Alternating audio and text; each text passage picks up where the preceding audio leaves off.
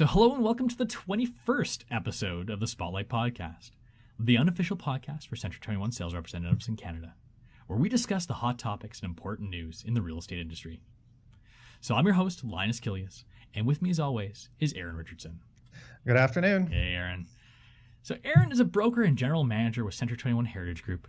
Eryn has an extensive background in online marketing, technology, and customer service. And I'm the head of business development at the real estate marketing company, Homeania, and I'm also in a bad need of a haircut. I apologize. Just like my lawn, I've been putting off cutting it. So on today's show, we're going to be discussing agent websites. We all know the internet is important for promoting yourself as an agent, but are you promoting yourself effectively? What is your web presence like, and how many websites do you have? Should you have more than one? Eryn and I will be talking about agent websites in detail, but before we get started, we have a bit of an exciting announcement to make. We're going to be doing a live version of the podcast at the Canada Conference in Vancouver. We may have mentioned this in a past show, but it's now official and we have a time slot. It's 1 p.m. on the Saturday of the conference at the Expo Theatre. And while Eryn can actually make it out there to host with me, we've got a special guest host. We've got the big cheese himself, Brian Rushton, is going to be guest hosting with me. And to make it even better, we've got two guests lined up, Chris Leader and Rob Vivian, who I'm sure most of you are probably familiar with. So if you're coming out to conference, make sure to stop by and watch the show. It'd be pretty cool to see it live. So that being said, let's get right into it. Agent websites. So Eryn, you were a salesperson one time. I'm assuming you probably had a lot of websites out there. What's your strategy for maybe agents that are getting started, or even those that are well established but may not have a solid internet presence? Where do you start? Okay, so let's start with where do you start? That's a good starting place. You're given a website from Century 21 Canada. Everybody part of the Century 21 system gets their own website. And most people, well, it's a free website. How good could it be?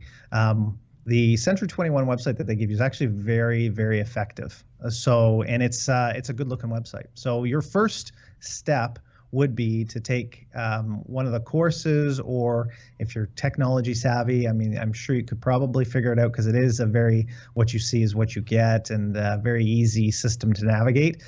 So that would be where I would start, is definitely set up your Century 21 site first. Yeah, and that makes a lot of sense to me as well. And one thing that I really like about Century 21 websites is, and maybe a lot of people don't realize this, but they're obviously hosted at century21.ca, which has a lot of clout with Google in terms of search engine optimization. So I know a lot of agents that have spent a lot of money on website and optimizing for search, and you search their name, the first thing that still comes up is their Century 21 website, because century21.ca as a root domain has so much clout with Google. So right off the bat, you're already getting a lot of backing and a lot of SEO baked in, and it doesn't cost you a dime if you're part of the Century 21 family. So it's a great place to start. And like you said, it's pretty fully featured. You've got all sorts of little tools in there to help you put it in extra content and get that presence. So if someone is, doing their due diligence on, your Eryn Richardson to see who is this guy, what has he done, does he look like a reputable agent, you've already got that professional website already set up and everything. Yes. So, Linus, I think the first thing we should do is define what SEO is. What is SEO? Everybody says SEO, and you'll hear about that a lot. So what does that mean? So it's search engine optimization is the correct term when we just short form it to SEO. And essentially, that's how well you get ranked within the search engine, which would be Google, and how easy it is for you to be found on the internet, or your topic be found on the internet. Yeah, and SEO applies to all sorts of different terms too. So it depends on what someone is searching for. If someone's searching for real estate agents in Toronto, where how you rank there is how your search engine optimized for that term, as opposed to something maybe more specific like your name. Like if someone Googled Eryn Richardson and you came up first, you've got very good search engine optimization for that term, but you may not have it for another. So it's a very important distinction to make, because typically when you're talking about search engine optimization, you're targeting a specific search term or category. So when we're talking about your website, one of the things that I'd suggest is start with the Century 21 website and utilize it, and really utilize it in a way that benefits you the most. And personally, because Century 21 is in the is the root domain, and then that's where all the clout is. If somebody were searching in my area, I live in Newmarket, when somebody's searching for a Century 21 agent in Newmarket, I figure that'd be the easiest way for me to come up first. So I would make sure that I did the things I could to my website to really push the Century 21 brand, the area, having a lot of information about Newmarket. And it doesn't take very long because we have 100 agents in Newmarket, and not all of them know how to really maximize the visibility of their website. So yeah, maybe I'll just take a couple steps back too and elaborate a little bit more on search engine optimization, because that really is the kind of core of this whole agent websites bit, because that's what you're looking at doing is enhancing your discoverability. Just so everyone kind of understands the basics. I mean, it's a lot more complicated than this, but Google has particularly gone forward and said a few things you can do to improve your search engine optimization. A few of the big factors that make you perform well in a search engine scenario.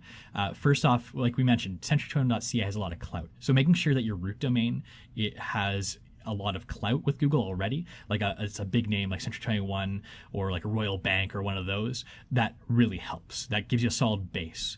The next step is you want to make sure you have a lot of unique content. Google puts a lot of priorities. I'm sure we're going to talk about different ways of adding unique content to your site. But anytime you have unique content, and if someone's searching for something, it gives you that extra benefit on Google, especially if you're coming with unique content regularly. So your website will have enhanced search engine optimization, and you'll also be able to key on specific search terms and topics too with your unique content. The other thing too is you want to have high quality, I can't stress that enough, high quality backlinks to your site.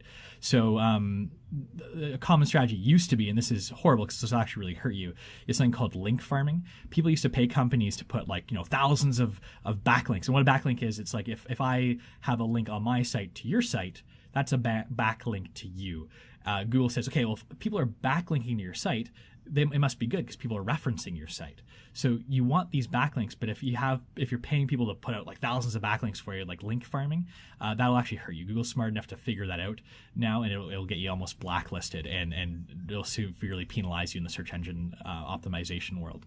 I learned that 5 years ago, and I did get blacklisted for 2 years. So just so you know. And it's not like you can call Google to get you out of that too. That's a tough hole to dig yourself out of. So just, I guess, a word of warning since we're talking about this now. There's a lot of snake oil salesmen out there that try and take advantage of people that aren't as tech savvy or in the know. So just trying to, if it sounds like it's too good to be true, there's no silver bullet. You can't just pay someone to get you up on Google unless you're paying for AdWords. It's probably too good to be true, and it's probably going to do you more harm than good, and you're probably just throwing your money away.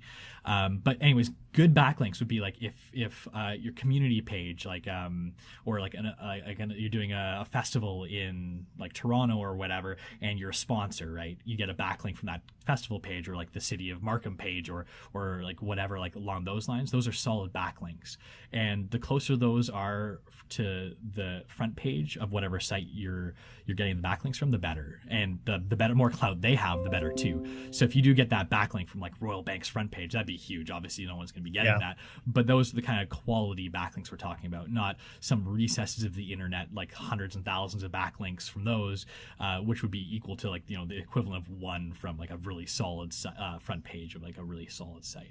So anyways, I didn't want to get too much into that, but I just want to make sure everyone understands how search engine optimization works, because that is kind of crucial to our discussion today. So you need a solid root domain, unique content, and high quality backlinks. Those are the three kind of key things for getting up there in search engine optimization. So we can continue the discussion now about agent websites. So I don't know, maybe we can even hit those three pillars. So let's start with, we've already started with the root domain. So if you have a Century 21 website, that helps you right there. What about generating content? We haven't touched on that too much yet. Eryn, do you have any suggestions for what someone should do to kind of generate content to get up? Yeah, and maybe this could help. I just, before the podcast, I just jotted down 4 things here, and then we'll see how this works. My feeling in terms of website and what you should really look at from the beginning, because I think everything that Linus just brought up was great, and it makes a lot of sense. However, you might be like, oh man, I got a lot of work to do and all the rest of it. The first thing I think that is important for people to do with their website is create a good image. Okay, so an image of themselves, that shows success, something that, because the first thing that people are going to do, and all your friends and family and anybody you meet at an open house or anything like that, first thing they do is they Google you. So what is found online needs to be sharp, good looking, professional, right content on there, original content, which is write it yourself. So you're giving your Century 21 website, it comes with it, predefined content. Change that, rewrite that. I know it sounds fantastic, but rewrite it, have your own content. But the nice thing about the Century 21 site is that it's got a great image. It really looks visually pleasing, and that's what people want to see, that you're a professional. And so that's the first thing to make sure that you do with your website, because I think before you start thinking about getting up on Google and all the rest of it, just make sure that somebody does go to your site, it looks good. Yeah, and I mean, we did spend a bit of time talking about search engine optimization, but for your own name, if someone's Googling you, unless you've got a very generic name, there's a good chance that if someone is searching Eryn Richardson, real estate agent, Eryn's going to come up, even if he hasn't spent like an ounce of time doing any sort of search engine optimization or anything, right? Because likely he's the only Eryn Richardson in the Toronto area, say, that's a real estate agent. So you'll come up and people are doing their due diligence on you. They want to see, okay, well, let's see if this guy is legit. And looking professional is really important. I remember a few episodes ago when we did the bit on the buyer presentations, I was trying to look up to see if I could find some agents' buyer presentations, just examples. And I came across some really horrible YouTube videos. And I looked at those and I was like, you really want those online promoting your image? Like, if I saw those and I wanted you to represent me, I'd cross you off the list right away. Making sure you're professional is so incredibly important. It's kind of like judging a book by its cover, right? Like, if you look at that and you say, okay, this is horrible quality, like if they can't be a perfectionist about that, then where else are they going to be kind of like lacking as well, right? So I initially formed an opinion about those people I've never met before. They might be the best real estate agents in the world, but you really need to make sure you have that best first impression. And the Century 21 website does do that for you for sure, and it helps out quite a bit. And I would use it in that for, that's what I do. Okay, so if you want to know what my web presence was when I was selling, my Century 21 website did two things for me. One, if anybody searched for Century 21 agents in Newmarket, I wanted to come up. And the second thing is it was my personal profile site. Okay, so it was about me. Okay, and I think that's important. And then if you go further into subdomain categories, let's say you want to be the top in Newmarket about condos. Okay, you can start putting that content on your website. Your Century 21 site still rank very high, but that's when we get into, well, why not have a separate site? Why not buy another site that is just specifically on condos, and another one that's on bungalows, and another one that's on, and that's when you start adding sites. But if you're starting out, start with a good-looking original content site about you, your profile on the Century 21 system. It will really help you. Yeah, I think at the end of the day, I mean, maybe we should have mentioned this before, but at least from my perspective, there's two kind of goals of an agent website. And correct me if I'm wrong or if I'm missing anything here, Eryn. There's the people doing research on you because maybe you're going to a listing presentation, they just want to check on you before you start. And there's also the other side of trying to get leads. So I'm not sure. Like, I know agents that have sites specifically just to brand them, and then sites that are specifically meant to get leads, and maybe even have like very limited branding. So I guess so you're saying the first place starts, make sure you've got a really good page about you. It can have like some leads capture. I'm sure most agent websites would, especially the Century21.ca does too. But is that where you should focus? I guess. Yeah, so I wrote down 3 things, and one of the things I'm going to take out now. I wrote down 4 things total, but I'm going to break it down to 3. Your image, okay? The functionality of your website, it should be very functionable, and then you can start looking at getting leads off of it. So as long as you have an image that portrays you profile-wise, you're 80% there. I think that's what people really want to know about you. People think that, come search for homes on my site. Well, there's 5,000 other sites to search homes for. Why yours? So you should have functionality there, and the Century 21 site has a great search engine.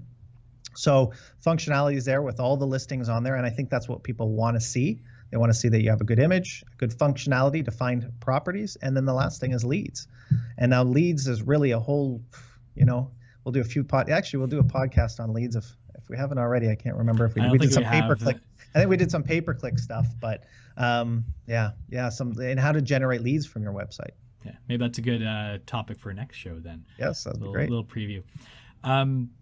So once you start getting to that point, then let's say you've got a great site with your image and it's got all your background information, maybe you've got some unique content going there, maybe even a blog, and you do want to start hitting more of the lead side of things too. I know, like you said, there's so many sites out there and there's so many different strategies for going about this, but is this a good place to start looking at multiple websites? You kind of mentioned a little bit before, like adding on more websites, but I guess what I'm kind of getting at is I've seen agents go all in on one website, and then I've seen agents spread themselves across like dozens of websites.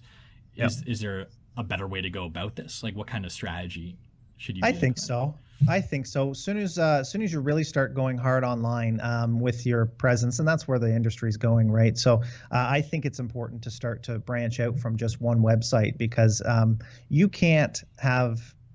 It's very difficult to have all the search topics all found on one website on Google. So if you start to branch off, and what I did was I looked at my profile site. I looked at Century 21. That was my first stop. And then this next step was a site about Newmarket. So Newmarket Real Estate.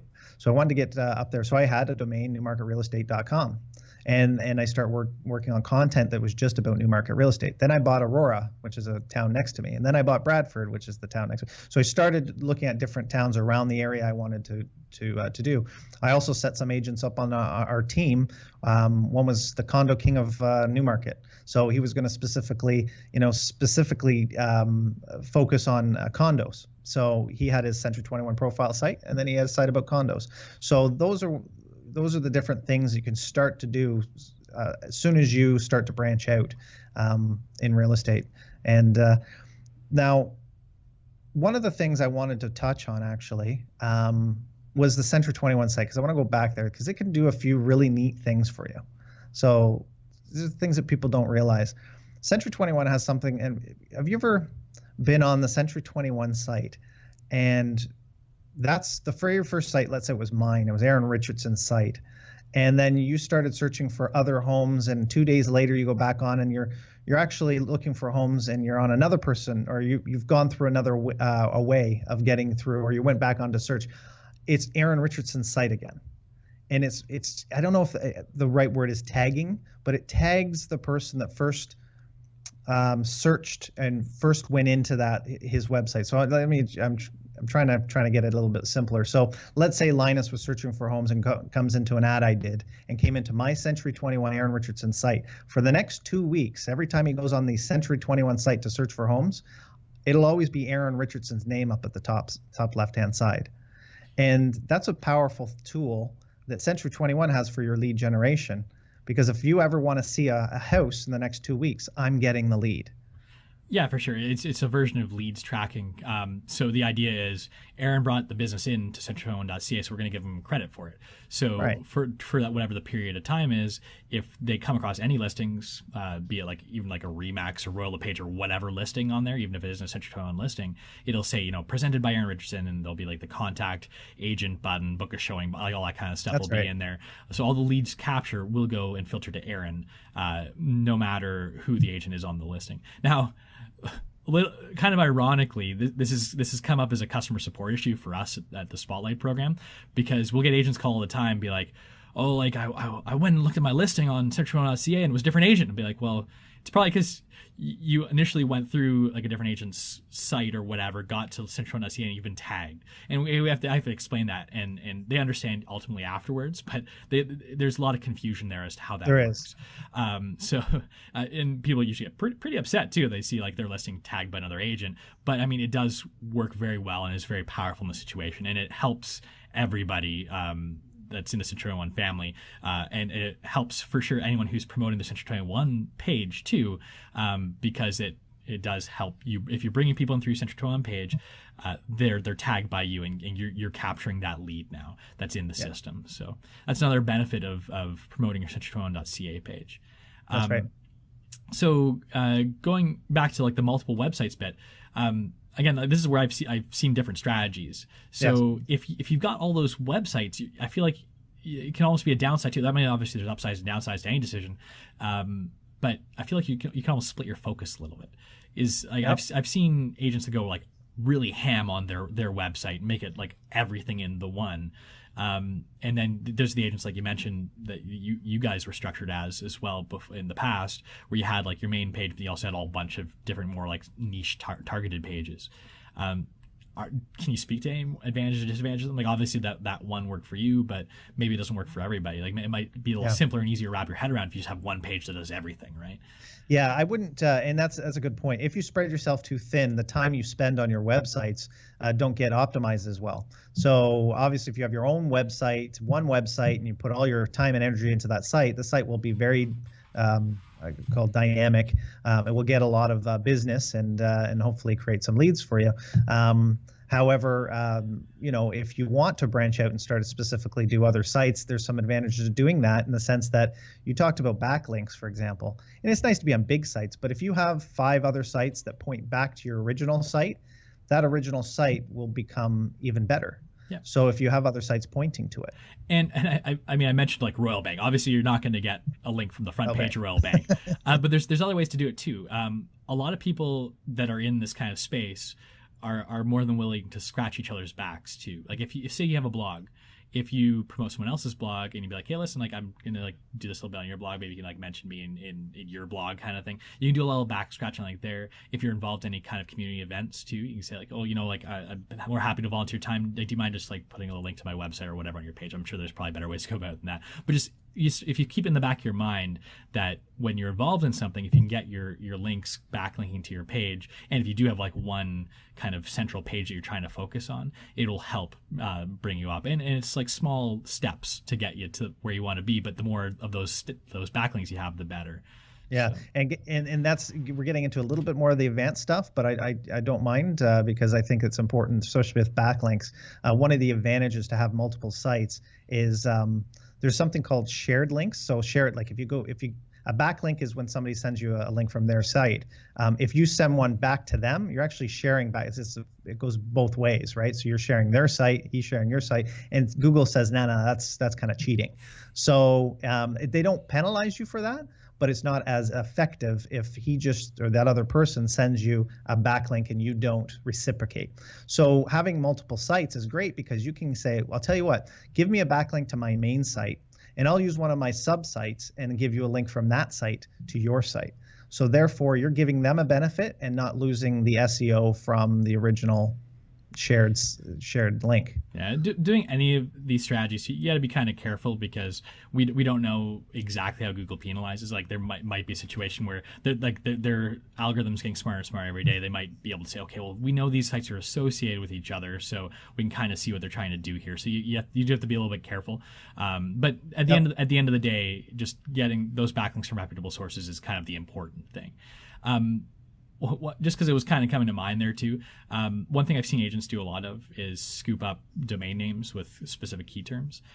That's not as important as it used to be. I just want to make a little note of that. Like if you get like torontohouses.com or realestatettoronto.com, which I'm sure has been taken for eons, but you don't get as much if you're trying to target like Toronto real estate from torontorealestate.com as you used to. They put a lot more emphasis on the content of the site, and Google's getting really good at like scraping through the content, seeing if it's everything that's written in English, taking out the kind of key search terms from that and putting it together. So any of these old strategies like keyword stuffing too is another one that's not necessary anymore. If you write good content, Google will know what it's about, and that's how they use their AI to come up with how you should be ranked in search. So basically, if you generate good content on your topic and you generate a lot of it, generally that'll help you get up higher and search for those search terms that you're looking for. Yeah, exactly. And that is the key now, is content. Absolutely. And it's changing, meaning changing all the time. So you're obviously adding content regularly is important. So. Well, we mentioned the word blog. Do you know a lot of agents that have blogs, or do you think that's a successful thing? I mean, I guess it's just a way that you can say, this is how I generate content and I call it a blog. I mean, you don't have to call it a blog necessarily, and just write content. But is a blog or blogging a useful way to do it? Yeah, I mean, I think there's a misconception, and definitely in the past there was a misconception that blogging was just about trying to get people to, talk to you on your site. Well, they definitely didn't brand themselves well with the word blog. It doesn't really sound that great. It sounds like blah, So, yeah. But yeah, I mean, sorry, continue. I don't want to interrupt you. No, it's okay. So I mean, that was a misconception. Is nobody blogs anymore. Why does blogging help me? It gets content out there. But why a blog over, let's say, just doing a custom page on your website? So it's the same thing. The definition of blog over content or a page or anything like that is just a blog is back and forth. So people can actually comment on what you're saying. So that's all blogging is really a back and forth conversation. And that doesn't happen as much anymore. So essentially, you just have to put in new content, and some very, very good SEO site or search engine optimization people have said that it's actually better for you to create a page within your website than necessarily blog. And what I've been doing is creating a page on the content I want to put on my website, putting the unique content on there, and then blogging about it, and then going on to 5 different blogging sites and doing the exact same content on those blogs that points back to my original content on my site. And I think that that's a good strategy, because the original content that was on my site gets the benefit of having the original content. For sure. Yeah. And kind of picking and choosing what you're talking about is also important too, just kind of as a side note there too. If you're looking at targeting, if you're farming a community or something, just if you blog or write content, focus on that community, and maybe have a community page set up and you have content coming in there. That's a good way to get up in whatever it is, Vancouver real estate. Just if you're constantly talking about Vancouver, a specific community within Vancouver is probably even better.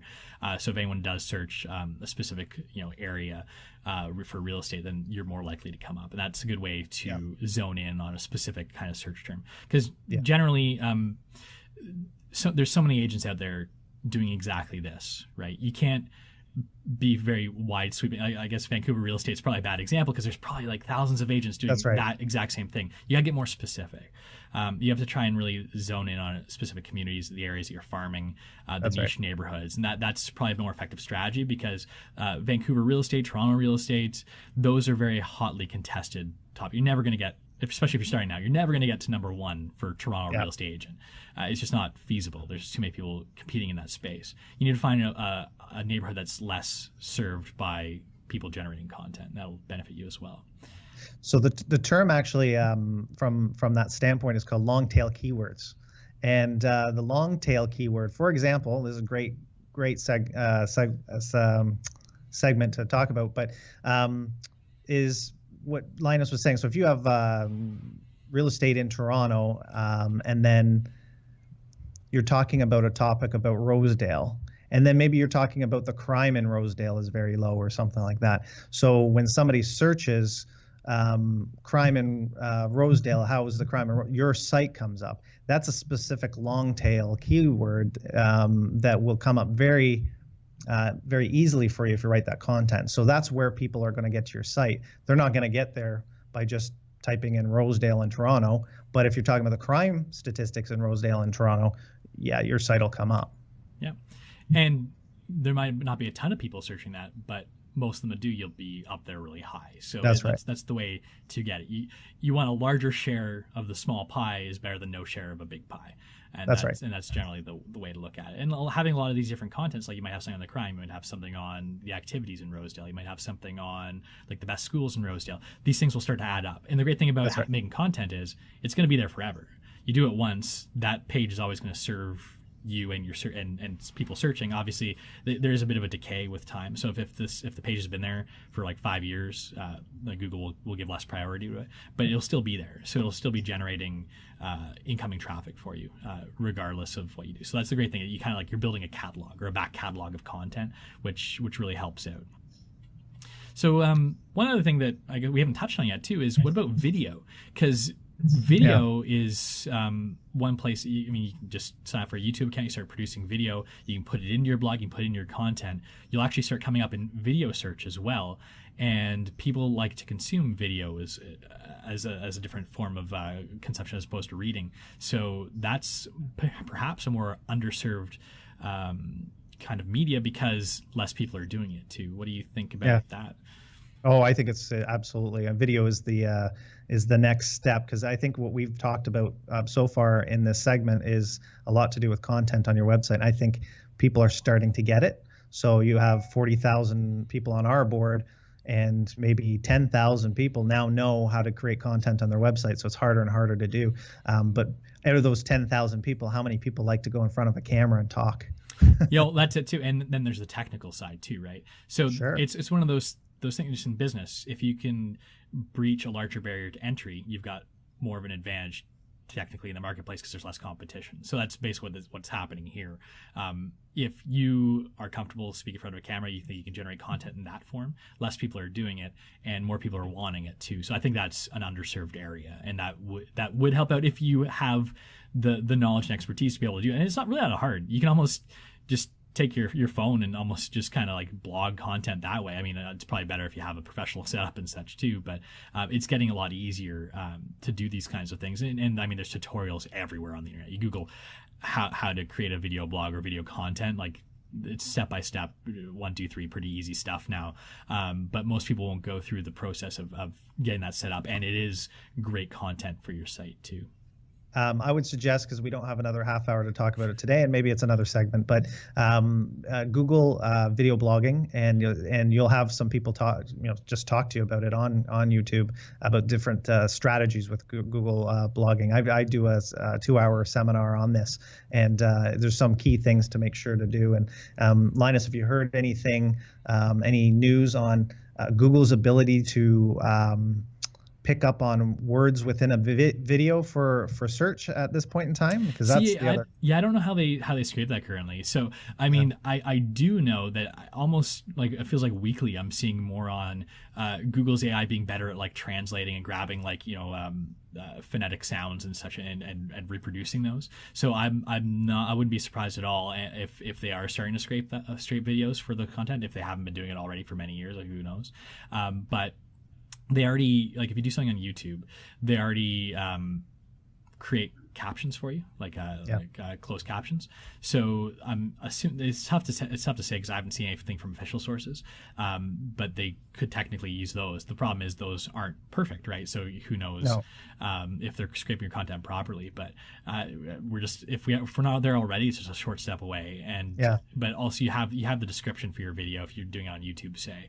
So you can say what the video is about. You can put like a few paragraphs in there, and that probably serves you best currently for what the content of it is, as well as the title of it. But yeah, I'm sure like there's thousands and thousands of people working at Google probably on this specific thing too, right? So it's just a matter of time if they're not doing this already. So I know that it is something they've been working on, and I know that they last time I heard was they are starting, but to be able to do that. But the key still is to, like you said, put the content that's in your video in writing on the YouTube page under the description, and then reference your site. For sure. Geez, I was worried when we came to the show today we wouldn't have enough content to carry half an hour. Here I am being like, we just started and we're already at the half hour or 35-minute mark. I don't know if we're gonna have to split this into multiple shows almost. So we've got a couple of shows in the future. We're gonna have to do something on video blogging. We're gonna have to do something on all these different other topics we talked about. So I guess on that note, maybe we should start kind of wrapping up. Is there anything you want to say on this topic before we do kind of take the show and close it off?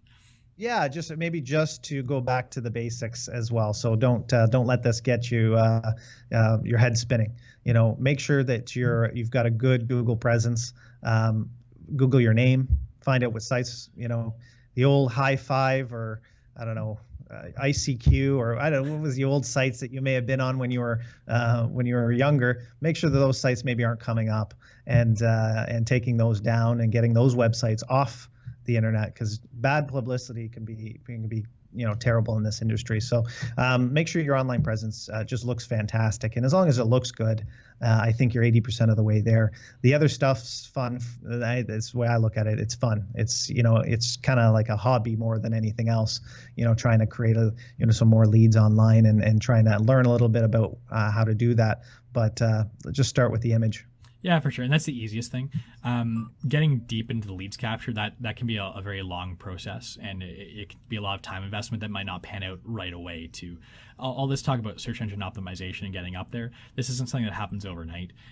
It does take time. So if you're looking to do this, it is a bit of a long game. But like we said off the top, the easiest thing to do, century21.ca, you use your online office webpage, you've almost already gotten to the top already for your own search term, for your own name. So beef up that website if nothing else, and then kind of move from there with some of those strategies we discussed. And the last little note here is if you are looking for other websites, there's plenty of real estate websites out there. We'll call them cookie cutter sites that are about between $30 and $50 a month, and maybe a yearly fee and a setup charge. But there are also people that will build your website for $10,000, $15,000. I would be careful with that one. I think that's a lot of money that's a lot of times flushed down the toilet, because essentially they've just built you what a cookie cutter is. So a lot of the cookie cutter websites now that are out there, and they're the big names that are at all the trade shows and everything like that, they've done a pretty good job, and there's some really good ones that are coming out onto the market. So do your research and see what they have to offer, and look for something that's visually pleasing.